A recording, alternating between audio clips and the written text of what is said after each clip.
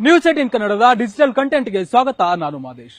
ರೇಣುಕಾಸ್ವಾಮಿ ಕೊಲೆ ಪ್ರಕರಣದಲ್ಲಿ ಪ್ರದೋಷ್ ತನ್ನನ್ನ ಮಾಫಿ ಸಾಕ್ಷಿಯಾಗಿ ಪರಿಗಣಿಸಬೇಕು ಅಂತೇಳಿ ಕೋರ್ಟ್ಗೆ ಅರ್ಜಿ ಹಾಕಿದ್ರು. ಆ ಒಂದು ಅರ್ಜಿಯಲ್ಲಿರುವಂತಹ ಅಂಶಗಳನ್ನ ನೋಡಿದ್ರೆ ಸ್ವತಃ ದರ್ಶನ್ ಶಾಕ್ ಆಗಿದ್ದಾರೆ. ದರ್ಶನ್ಗೆ ಮತ್ತಷ್ಟು ಟೆನ್ಷನ್ ಶುರುವಾಗಿದೆ. ಹಾಗಾದ್ರೆ ಪ್ರದೋಷ್ ಸಲ್ಲಿಸಿರುವಂತಹ ಒಂದು ಅರ್ಜಿಯಲ್ಲಿ ಏನೆಲ್ಲ ಇದೆ, ಆ ಒಂದು ಅರ್ಜಿಗಳನ್ನ ನೋಡಿದ್ರೆ ಆ ಒಂದು ಕ್ರೈಮ್ ಸೀನ್ ಅನ್ನ ಮತ್ತೆ ರೀಕ್ಯಾಪ್ ಮಾಡಿದಂತಿದೆ.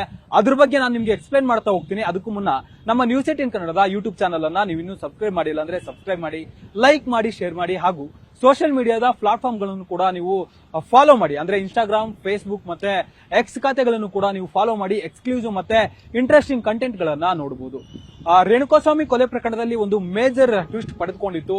ಪ್ರದೋಷ್ ತನ್ನನ್ನ ಮಾಫಿ ಸಾಕ್ಷಿಯನ್ನಾಗಿ ಪರಿಗಣಿಸಬೇಕು ಅಂತೇಳಿ ಕೋರ್ಟ್ಗೆ 59ನೇ ಸಿಸಿಎಚ್ ಕೋರ್ಟ್ಗೆ ಅರ್ಜಿ ಹಾಕುವಂತ ಕೆಲಸವನ್ನ ಮಾಡಲಾಗಿತ್ತು. ಆ ಒಂದು ಅರ್ಜಿಯಲ್ಲಿ ಪ್ರಮುಖ ಅಂಶಗಳನ್ನ ಬರೋಬ್ಬರಿ 11 ಪುಟಗಳ ಒಂದು ಅರ್ಜಿಯನ್ನ ಸಲ್ಲಿಕೆ ಮಾಡುವಂತ ಕೆಲಸವನ್ನ ಪ್ರದೋಷ್ ಮಾಡಿದ್ರು.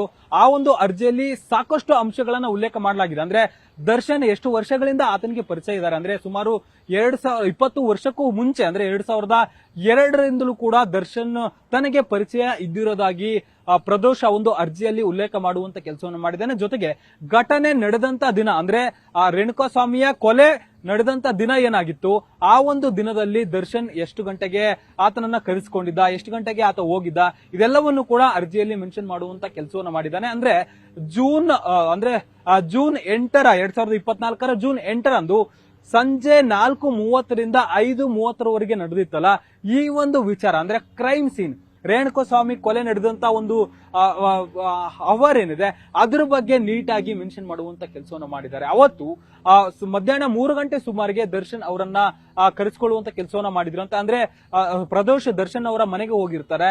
ಜೂನ್ 8ನೇ ತಾರೀಕು 2024ರಂದು ಮಧ್ಯಾಹ್ನ 3 ಗಂಟೆ ಸುಮಾರಿಗೆ ಅವತ್ತಿನ ದಿನ ಮನೆಗೆ ಹೋಗಿರ್ತಾನೆ. ಅಲ್ಲೋದ್ಮೇಲೆ ಮೀಟಿಂಗ್ ಆಗಿರ್ಬೋದು, ಖಾಸಗಿ ಪಬ್ನಲ್ಲಿ ಕೂತು ಮಾತನಾಡೋದಾಗಿರ್ಬೋದು, ಅಲ್ಲೆಲ್ಲೂ ಕೂಡ ಮಾಡಿರ್ತಾರೆ. ಅದಾದ್ಮೇಲೆ ರೇಣುಕಾಸ್ವಾಮಿಯನ್ನ ಕರೆತಂದಿದ್ದಂತ ಜಾಗಕ್ಕೆ ಅಂದ್ರೆ ಪಟ್ಟಣಗೆರೆ ಶೆಡ್ಗೆ ಹೋಗ್ತಾರೆ. ಇದೇ ಪ್ರದೋಷ್ ಅವರಿಬ್ಬರನ್ನು ಕೂಡ ಕರೆದುಕೊಂಡು ಹೋಗ್ತಾನೆ. ಅಂದ್ರೆ ದರ್ಶನ್ ಆಗಿರ್ಬೋದು, ದರ್ಶನ್ ಜೊತೆಗೆ ಪವಿತ್ರ ಗೌಡರನ್ನು ಕೂಡ ಕರೆದುಕೊಂಡು ಹೋಗಿರ್ತಾನೆ. ಕರೆದುಕೊಂಡು ಹೋದಂತ ಸಂದರ್ಭದಲ್ಲಿ ಅಲ್ಲಿ ದರ್ಶನ್ ಹಲ್ಲೆ ಮಾಡಿರುವಂತ ವಿಚಾರ ಆಗಿರ್ಬೋದು, ಪವಿತ್ರ ಗೌಡ ಹಲ್ಲೆ ಮಾಡಿರುವಂತ ವಿಚಾರ ಆಗಿರ್ಬೋದು, ಅಂದ್ರೆ ಪವಿತ್ರ ಗೌಡನ್ಗೆ ಹಲ್ಲೆ ಮಾಡೋದಕ್ಕೆ ಸ್ವತಃ ದರ್ಶನ್ ಸೂಚಿಸಿದ್ರು ಅನ್ನುವಂತ ಪ್ರಮುಖ ಅಂಶವನ್ನ ಒಂದು ಅರ್ಜಿಯಲ್ಲಿ ಉಲ್ಲೇಖ ಮಾಡುವಂತ ಕೆಲಸವನ್ನ ಪ್ರದೋಷ್ ಮಾಡಿದ್ದಾನೆ. ಮತ್ತೆ ಯಾವ ರೀತಿಯಾಗಿ ದರ್ಶನ್ ಮತ್ತೆ ಗ್ಯಾಂಗ್ ಅಲ್ಲಿ ಕ್ರೌರ್ಯವನ್ನ ಮೆರೆದಿತ್ತು ಎಲ್ಲವನ್ನು ಕೂಡ ಕಣ್ಣಾರೆ ನೋಡಿದ್ದಾಗಿ ಪ್ರದೋಷ್ ಅಲ್ಲಿ ಮೆನ್ಷನ್ ಮಾಡುವಂತ ಕೆಲಸವನ್ನು ಮಾಡಿದ್ದಾನೆ. ಪ್ರಮುಖ ಅಂಶಗಳು ಇವೆಲ್ಲವೂ ಕೂಡ ಯಾಕಂದ್ರೆ ತನಿಖೆ ಮಾಡುವಂತ ಸಂದರ್ಭದಲ್ಲಿ ಪೊಲೀಸರಿಗೂ ಕೂಡ, ಕಾಮಾಕ್ಷಿಪಾಳ್ಯ ಪೊಲೀಸರಿಗೂ ಕೂಡ ಎಲ್ಲ ಅಂಶಗಳು ಈಗಾಗಲೇ ಗೊತ್ತಾಗಿತ್ತು. ಮತ್ತೊಂದು ಹೊಸ ಅಂಶ ಇಲ್ಲೇನಂತಂದ್ರೆ ಆ ಎಲ್ಲಾ ನಡೆದಂತ ಸಂದರ್ಭದಲ್ಲಿ ಅಂದ್ರೆ ದರ್ಶನ್ ರೇಣುಕಾಸ್ವಾಮಿಯ ಮೇಲೆ ಹಲ್ಲೆ ಮಾಡುವಂತ ವಿಚಾರವನ್ನ ಕಣ್ಣಾರೆ ಕಂಡಿದ್ದಾಗಿ ಪ್ರದೋಷ್ ಉಲ್ಲೇಖ ಮಾಡಿದ್ದಾರೆ. ಎದೆ ಮೇಲೆ ಇಟ್ಟು ಅಂದ್ರೆ ಎದೆ ಮೇಲೆ ತುಳಿದು ಬಿಟ್ಟು ಆತನ ಮೇಲೆ ಹಲ್ಲೆ ಮಾಡಲಾಗಿತ್ತು ಅಂತೇಳಿ ಸ್ವತಃ ದರ್ಶನ್ ಹಲ್ಲೆ ಮಾಡಿದ್ದಾರೆ ಅಂತೇಳಿ ಹೇಳಿದ್ದಾರೆ. ಇದರ ಜೊತೆಗೆ ರೇಣುಕಾಸ್ವಾಮಿ ಅವರಿಗೆ ಒಂದು ಹಗ್ಗದಿಂದ ಅಂದ್ರೆ ಲೈನನ್ ಹಗ್ಗದಿಂದ 4-5 ಬಾರಿ ಹೊಡೆಯಲಾಗಿದೆ. 3-4 ಬಾರಿ ಹೊಡೆದಿದ್ರು. ಅದರ ಜೊತೆ ಬೇರೆ ಒಂದು ಆರೋಪಿ ನಂದೀಶ್ ಅನ್ನುವಂತ ಆರೋಪಿ ಆತನನ್ನ ರೇಣುಕಾಸ್ವಾಮಿಯನ್ನ ಅಲ್ಲಿದ್ದಂತ ಒಂದು ವಾಹನಕ್ಕೆ ನೇಣು ಹಾಕೋಕ್ಕೂ ಕೂಡ ಮುಂದಾಗಿದ್ದ. ಅದೆಲ್ಲವನ್ನು ಕೂಡ ನಾನು ಕಣ್ಣಾರೆ ಕಂಡಿದ್ದೇನೆ ಅಂತೇಳಿ ಆ ಒಂದು ಅರ್ಜಿಯಲ್ಲಿ ಉಲ್ಲೇಖ ಮಾಡುವಂತ ಕೆಲಸವನ್ನು ಮಾಡಿದ್ದಾನೆ. ಇದರ ಜೊತೆಗೆ ಆ ಒಂದು ಲೈನನ್ ಹಗ್ಗದಿಂದ ದರ್ಶನ್ ಹಲ್ಲೆ ಮಾಡೋದಲ್ಲದೆ ರೇಣುಕಾಸ್ವಾಮಿಯ ಖಾಸಗಿ ಭಾಗಗಳಿಗೆ, ಖಾಸಗಿ ಅಂಗಕ್ಕೆ 4-5 ಬಾರಿ ಹಲವು ಬಾರಿ ಹೊಡೆದಿದ್ದಾಗಿ ಕೂಡ ಉಲ್ಲೇಖ ಮಾಡಲಾಗಿದೆ. ಯಾಕಂದ್ರೆ ಅಶ್ಲೀಲವಾಗಿ ಮೆಸೇಜ್ ಮಾಡಿದ್ದ ಅನ್ನುವಂತ ಕಾರಣಕ್ಕೆ ಆ ಒಂದು ಮೆಸೇಜ್ ಅನ್ನ ಓರ್ವ ಆರೋಪಿ ಓದ್ತಿದ್ದ, ಈತ ಇಲ್ಲಿ ದರ್ಶನ್ ಹಲ್ಲೆ ಮಾಡ್ತಿದ್ದ ಅಂತೇಳಿ ಅಲ್ಲಿ ಮೆನ್ಷನ್ ಮಾಡುವಂತ ಕೆಲಸವನ್ನು ಮಾಡಲಾಗಿದೆ. ಜೊತೆಗೆ ಪವಿತ್ರ ಗೌಡರನ್ನ ಕರೆಸಿ ಚಪ್ಪಲಿಯಿಂದ ಹೊಡೆಯೋದಕ್ಕೆ ದರ್ಶನ್ ಸ್ವತಃ ಸೂಚನೆ ನೀಡಿದ್ದ. ದರ್ಶನ್ ಪವಿತ್ರ ಗೌಡರಿಂದ ರೇಣುಕಾಸ್ವಾಮಿಗೆ ಹೊಡಿಸಿದ್ದಾನೆ ಅಂತೇಳಿ ಈಗಾಗಲೇ ಆತ ಮೆನ್ಷನ್ ಮಾಡುವಂತ ಕೆಲಸವನ್ನು ಮಾಡಿದೆ. ಇದೆಲ್ಲವೂ ಕೂಡ ತನಿಖೆ ವೇಳೆ ಪೊಲೀಸರು ತನಿಖೆ ಮಾಡುವಂತ ಸಂದರ್ಭದಲ್ಲಿ ಎಲ್ಲವೂ ಕೂಡ ಪತ್ತೆ ಆಗಿತ್ತು. ಆರೋಪಿಗಳು ಕೂಡ ಇದೇ ರೀತಿಯಲ್ಲಿ ಹೇಳಿಕೆ ನೀಡಿದ್ರು.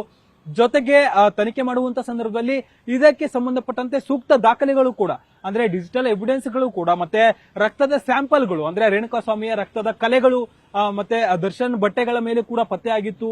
ಮತ್ತೆ ಲ್ಯೂಮಿನಲ್ ಟೆಸ್ಟ್ ಆಗಿರ್ಬೋದು, ಮತ್ತೆ ಸೈಂಟಿಫಿಕ್ ಟೆಸ್ಟ್ ಅಲ್ಲೂ ಕೂಡ ಇದೆಲ್ಲವೂ ಕೂಡ ಪತ್ತೆಯಾಗಿತ್ತು. ಹೀಗಾಗಿ ಅವೆಲ್ಲವನ್ನು ಕೂಡ ಡಿಜಿಟಲೀಕರಣ ಮಾಡಿ ಅಂದ್ರೆ ಡಿಜಿಟಲ್ ಎವಿಡೆನ್ಸ್ ಗಳನ್ನ ಕಲೆ ಹಾಕಿ ಪೊಲೀಸರು ಅದನ್ನ ಚಾರ್ಜ್ ಶೀಟ್ ನಲ್ಲಿ ಉಲ್ಲೇಖ ಮಾಡಿದ್ರು.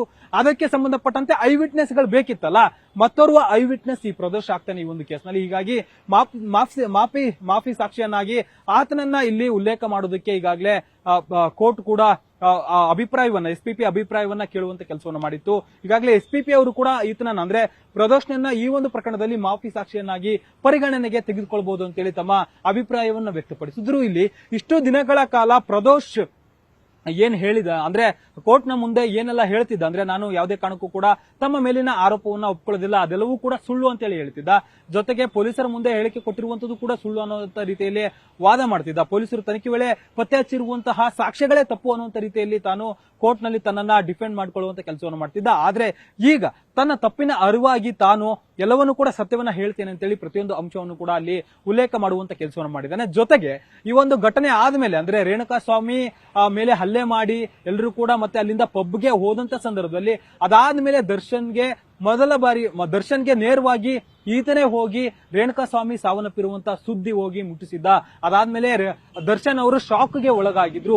ಈ ಒಂದು ಕೇಸ್ನಲ್ಲಿ ಅಂದ್ರೆ ಈ ಒಂದು ಸಾಕ್ಷ್ಯವನ್ನ ಮುಚ್ಚಿ ಹಾಕೋದಕ್ಕೆ, ಬಾಡಿಯನ್ನ ಡಿಸ್ಟ್ರಾಯ್ ಮಾಡೋದಕ್ಕೆ ನನಗೆ ಸಹಾಯ ಮಾಡು ಈ ಒಂದು ಕೇಸ್ನಲ್ಲಿ ಅಂತೇಳಿ ದರ್ಶನ್ ನನ್ನನ್ನ ಮನವಿ ಮಾಡಿದ್ರು. ನಾನು ಒಪ್ಪದಿದ್ದಕ್ಕೆ ಶೂಟ್ ಮಾಡ್ಕೊಂಡು ನಾನು ಸಾಯ್ತೇನೆ ಅಂತೇಳಿ ಬೆದರಿಕೆಯನ್ನು ಕೂಡ ಹಾಕಿದ್ರು ದರ್ಶನ್ ಅಂತೇಳಿ ಪ್ರದೋಷ್ ಈ ಒಂದು ಪ್ರಮುಖ ಅಂಶವನ್ನ ಅರ್ಜಿಯಲ್ಲಿ ಉಲ್ಲೇಖ ಮಾಡುವಂತ ಕೆಲಸವನ್ನು ಮಾಡಿದ್ದಾನೆ. ಜೊತೆಗೆ ನಂತರದ ಆದಂತ ಬೆಳವಣಿಗೆಗಳು ಅಂದ್ರೆ ಬಾಡಿಯನ್ನ ಡಿಸ್ಪೋಸಲ್ ಮಾಡುವಂತ ವಿಚಾರ ಆಗಿರ್ಬೋದು, ಆರೋಪಿಗಳನ್ನ ಸರೆಂಡರ್ ಮಾಡಿಸುವಂತ ವಿಚಾರ ಆಗಿರ್ಬೋದು, ಸಾಕ್ಷ್ಯಗಳನ್ನ ನಾಶ ಮಾಡುವಂತ ವಿಚಾರ ಆಗಿರ್ಬೋದು, ಎಲ್ಲದರಲ್ಲೂ ಕೂಡ ನಾನು ಮುಂದಾಳತ್ವವನ್ನು ವಹಿಸಿದ್ದೆ ಅಂತೇಳಿ ಈಗಾಗಲೇ ಪ್ರದೋಷ್ ಅರ್ಜಿಯಲ್ಲಿ ಅಂಶಗಳನ್ನ ಉಲ್ಲೇಖ ಮಾಡುವಂತ ಕೆಲಸವನ್ನು ಮಾಡಿದ್ದಾನೆ. ಹೀಗಾಗಿ ಪ್ರತಿಯೊಂದು ಅಂಶವೂ ಕೂಡ ಇಲ್ಲಿ ಪೊಲೀಸರು ಈ ಒಂದು ಕೇಸ್ನಲ್ಲಿ ಏನೆಲ್ಲ ಸಾಕ್ಷ್ಯಗಳನ್ನ ಕಲೆ ಹಾಕಿದ್ರು ಅದೆಲ್ಲದಕ್ಕೂ ಕೂಡ ಪೂರಕವಾದಂತೆ ಈತ ಐ ವಿಟ್ನೆಸ್ ಆಗಿ ಇಲ್ಲಿ ಸಿಗುವಂತ ಕೆಲಸವನ್ನು ಮಾಡಲಾಗ್ತಿದೆ. ಹೀಗಾಗಿ ಆತ ಈ ಒಂದು ಕೊಲೆ ಪ್ರಕರಣದಲ್ಲಿ ಪ್ರಮುಖ ಸಾಕ್ಷಿ, ಐ ವಿಟ್ನೆಸ್ ಆಗುವಂತಹ ಸಾಧ್ಯತೆ ಇದೆ. ಕೋರ್ಟ್ ಏನಾದ್ರೂ ಆತನನ್ನ ಮಾಫಿ ಸಾಕ್ಷಿಯನ್ನಾಗಿ ಒಪ್ಪಿದ್ರೆ ದರ್ಶನ್ಗೆ ಮುಂದಿನ ಹಂತದಲ್ಲಿ ದರ್ಶನ್, ಪವಿತ್ರ ಗೌಡ ಸೇರಿ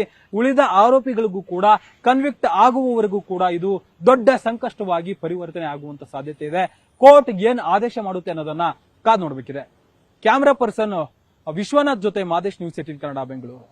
ನಿರ್ಭೀತ, ನಿಷ್ಪಕ್ಷಪಾತ, ವಿಶ್ವಾಸಾರ್ಹ ಸುದ್ದಿಗಳಿಗೆ ಮತ್ತೊಂದು ಹೆಸರಾಗಿರುವಂತ ನ್ಯೂಸ್ 18 ಕನ್ನಡ ಈಗ ಆಪ್ನಲ್ಲೂ ಲಭ್ಯವಿದೆ. ದಯವಿಟ್ಟು ಇಲ್ಲಿರುವಂತ QR ಕೋಡ್ ಸ್ಕ್ಯಾನ್ ಮಾಡಿಕೊಂಡು ಆಪ್ ಡೌನ್ಲೋಡ್ ಮಾಡೋದಕ್ಕೆ ಮರಿಬೇಡಿ. ನಿಮ್ಮ ಬೆಂಬಲ ಹೀಗೆ ಸದಾ ನಮ್ಮೊಂದಿಗಿರಲಿ. ಧನ್ಯವಾದ.